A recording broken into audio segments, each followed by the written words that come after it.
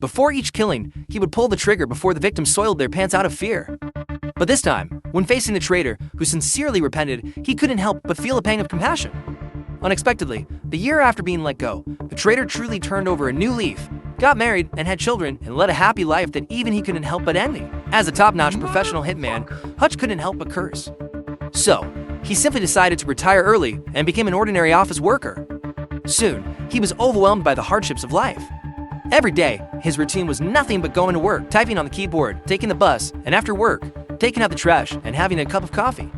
Although he also managed to get married and have children, he encountered a terrifying midlife crisis. One night, when he was about to get up to go to the bathroom, he suddenly noticed that thieves had broken into his house. He calmly took out a golf club nearby and was about to dial the police number carefully, but was soon discovered by the thieves. The thieves only wanted money, so Hutch pointed to a bowl beside him, claiming that the contents were all the cash he had at the moment. But this amount was far from enough for the thieves, so they set their eyes on Hutch's watch. During the scuffle, Hutch noticed the thieves' tattoos. Just then, his son suddenly appeared and pinned one of the thieves down. Hutch immediately stepped forward to help, but he keenly noticed that there were no bullets in the thief's gun. He asked his son to let the thief go. His son was reluctant, but Hutch insisted, and his son had to comply. The thief, after getting up, punched Hutch in the face. Seeing her husband's incompetence, Hutch's wife quickly came out to beg the thieves. The thieves then picked up the things and left, cursing. After closing the door, Hutch tried to help his fallen son up, but his son pushed his hand away. His son thought his father's actions were simply pathetic. When the police arrived after receiving the alarm, after listening to the family's account, even the police couldn't help but mock him. How could a man be considered a man if he couldn't protect his family? His wife was extremely disappointed in him, and the neighbors also said he was extremely weak. No one can understand his inner distress except his daughter, who quietly lay beside him and comforted him softly. However, the next day, his daughter suddenly found that her favorite kitten bracelet had also been taken by the thieves. This made Hutch's long-suppressed emotions explode. Without saying a word, he slammed the door and left. He went to the nursing home, where his father lived, put on the jacket he wore when he was young, took out the stored pistol and several bullets, and turned around to tell his father that he had something to take care of. Seeing his son regain his former look, the old father understood. So, Hutch directly visited all the local tattoo shops, took out banknotes, and asked the shopkeepers if they had seen the same tattoos as the thieves. But the shopkeepers showed no respect. Several burly men behind them immediately surrounded him. Only an old man beside him noticed something strange from the tattoo on Hutch's wrist. He just said a word of gratitude for the contributions Hutch had made in the past, then walked towards the door. After going out, he even locked the door, which immediately stunned the tattoo shop owner. Obviously, the man in front of him was someone he couldn't afford to mess with. Thus, Hutch successfully got the address of the thieves' house and quietly appeared in their home. With one punch, he made the thief spit out blood. The thief's wife quickly took out the watch and returned it to Hutch, but she didn't know the whereabouts of the kitten bracelet. Enraged, Hutch directly knocked her down, cocked the gun, and was about to shoot. Unexpectedly, the cry of a baby suddenly came. Hutch quickly went over to open the door and check. Sure enough, he saw a baby lying there with an oxygen mask on. This made him suddenly realize that this couple was just forced to the brink by life. So, he felt compassion again and left without looking back. But the anger in his heart had nowhere to vent, so he could only pound the wall furiously. Then he got on the bus home. Unexpectedly, several drunk thugs suddenly appeared. As soon as they got on the bus, they slapped the book out of a passenger's hand and then set their eyes on a beautiful girl sitting alone beside them. The girl was in danger that night, but Hutch in the back seat was secretly delighted. With these scumbags around, why was he still pounding the wall? So, he calmly walked through the thugs, stopped the driver who was about to call the police, comforted him softly, and sent him off the bus. Then he turned around, ready to embrace his moment of hunting. Hutch took out his pistol and poured out all the bullets. One of the thugs directly stepped forward and punched Hutch in the face. But for Hutch, this kind of force was just right because this was exactly the feeling he wanted. The long-dormant battle memories were instantly awakened. At this moment, Hutch was like a god of war possessed. Facing the continuous blows, he became more and more excited. In a few moves, he made the thugs scream in pain. Finally, one of the thugs couldn't stand it anymore and took out a dagger and stabbed it into Hutch's kidney. The aging Hutch gradually began to run out of strength and was soon thrown out by several of them together. The thugs on the bus were beaten so badly that some had their noses broken and some had several front teeth knocked out. But the battle didn't end there. Hutch, on the ground, actually got up again. Although he was in excruciating pain all over, he still ignored the driver's obstruction and got back on the bus. The thugs were obviously terrified, but Hutch told the girl to get off the bus quickly while tying the dagger to his hand. Then the show officially began. The thugs were successively beaten until they lost their combat effectiveness. The leader, a man with yellow hair, quickly picked up Hutch's pistol and prepared to launch a sneak attack. Seeing this, Hutch calmly broke off a steel pipe behind him and smashed it hard at the man with yellow hair. The battle was over. Hutch calmly got off the bus, returned the phone to the driver, and then limped back under the driver's astonished gaze. When he got home, he was very careful, but his wife still saw that he was covered in injuries. However, his wife didn't get angry. Instead, after gently bandaging his wounds, she moved away the pillow that had been placed between them for several years. This night was destined to be a sleepless one. On the other hand, the thugs were sent to the hospital, but their identities were not simple. The man with yellow hair was actually the younger brother of a Russian mafia boss.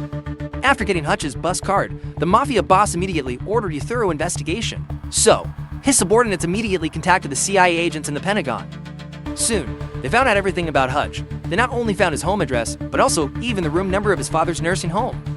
But when they found out Hutch's identity, the subordinates were immediately shocked and stunned. They immediately packed their bags and quit their jobs. But the mafia boss didn't intend to give up. He said that he would capture Hutch alive no matter what. Little did he know that this would be the most regretful decision of his life. Just as the man was about to enjoy a loving dinner with his family, he suddenly noticed something strange. 3 cars arrived at his door and immediately turned off their lights. Years of assassination experience made him immediately realize that something was wrong. Without time to explain, he quickly told his family to hide in the basement he had prepared long ago. At this time, the mercenaries in the cars had already formed a formation outside, were approaching the house cautiously. The man immediately turned off the power switch. The mercenaries, seeing this, calmly turned on their flashlights, shut the door lock, and forced their way in, starting to search each room one by one. Little did they know that they had provoked a terrifying opponent. After dealing with 2 mercenaries, the man began to use the advantage of the terrain to move back and forth in the dark. He neatly dealt with another mercenary and didn't forget to wipe the blood off his knife. The mercenaries were obviously well trained. Even after losing 3 teammates in a row, they could still remain calm in the face of danger. However, the gap in strength was great. Even though the mercenaries had an absolute advantage in equipment, the man could still adapt to the situation. He could use anything he picked up as a weapon. Soon, he left the mercenaries with no ability to resist. Unfortunately, in the end, he was carelessly attacked from behind by the enemy. When he woke up again, he had been locked in the trunk of a car.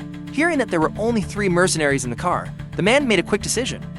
He forcefully dislocated his thumb and managed to get rid of the handcuffs.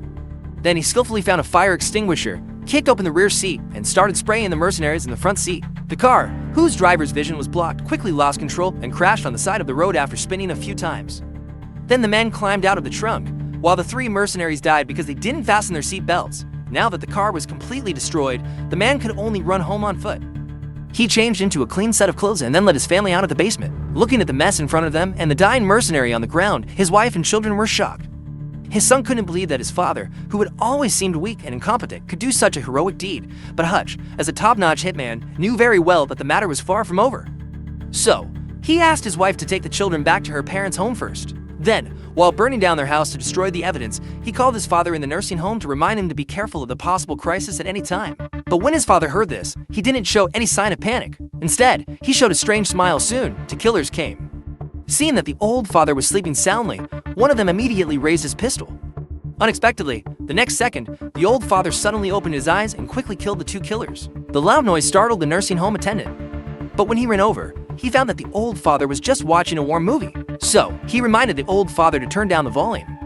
The old father pressed the remote control with one hand and held down the dying killer with the other hand. After the attendant left, the killer took his last breath. It turned out that the seemingly frail old father was actually an FBI agent who had served for 40 years. On the other hand, Hutch, the son who used to be a top hitman, decided to take the initiative.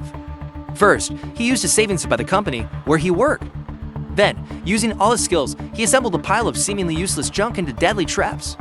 After getting everything ready, he directly broke into the mafia boss's vault, killed all the guards, and then set fire to the tons of dollars inside, burning them to ashes. Then he went to the mafia boss's stronghold alone, calmly sat at the dining table, and tasted the steak. The mafia boss, who had been having a great time, suddenly looked more disgusted than if he had eaten dog shit. How on earth did this person get in? Seeing this, his subordinates immediately surrounded him. Although a dozen pistols were pointed at him from all angles, Hutch didn't feel the slightest bit of panic. He gently lifted the tablecloth on the table, and a bomb appeared in front of everyone. The fuse was connected to his finger. Helpless, the mafia boss had to order his subordinates to leave and sat down with Hutch to negotiate, trying to maintain his composure. But when Hutch took out a stack of half-burned banknotes, the mafia boss couldn't sit still anymore. Then Hutch issued a warning that if he dared to harass his family again, the consequences would be far more serious than they were now. Things had reached a point where neither side was happy. It would be better to take a step back and end the war. The previous grudges could be written off. After saying this, Hutch, holding the bomb, calmly walked through the mafia boss's subordinates and left the nightclub. He got back in the car and waited quietly. But the mafia boss refused to accept the offer and instead chose to provoke further. Hutch was secretly delighted. He couldn't be blamed for not giving a chance this time. Soon, Hutch lured the mafia boss to the factory where he had set up an ambush. What he didn't expect was that his former old partner had been waiting there with a sniper rifle for a long time. Even more incredibly, his 80-year-old father also appeared. Although the old man was staggering when he walked, he just didn't want to stay in the nursing home. He liked to help his son fight the bad guys with a shotgun. They split up. Although the mafia boss had a large number of men, they couldn't withstand the three of them, who were battle-hardened. They not only shot accurately, but also set up a variety of traps. It could be a hydraulic press with a grenade, or a mousetrap with a shotgun. Even the office stapler never expected that one day it could be used to fight the bad guys. When the three of them successfully reunited, all of the mafia boss's subordinates were dead. But just then, they also ran out of all their bullets. The mafia boss began to shout loudly, claiming that he would make Hutch's family pay the price. But he didn't know that Hutch still had one last card up his sleeve, that terrifying bomb. The battle was over. The mafia members were completely wiped out. Hutch bought a new house with a basement for his wife. His father joined the organization that Hutch used to be in. Although they knew that taking a plane would be faster, for the sake of his father's precious items, they still thought it would be more enjoyable to drive.